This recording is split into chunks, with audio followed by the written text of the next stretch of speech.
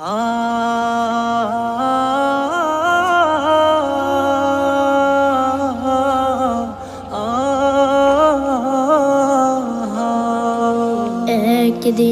ফুরিয়ে যাবে।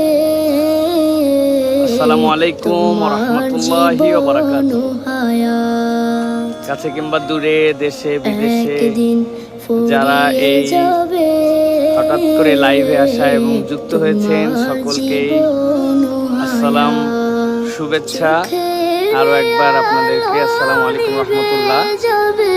আমরা এখন আলহামদুলিল্লাহ অবস্থান করছি আমাদের প্রিয় নবী সাল্লাল্লাহু আলাইহি সাল্লামের স্মৃতি বিজড়িত, আমাদের হৃদয়কে আপ্লুত করা মুসলিম উম্মার সকলের কাম্য সেই হজের ময়দান আরাফার ময়দানে আমরা অবস্থান করছি আলহামদুলিল্লাহ।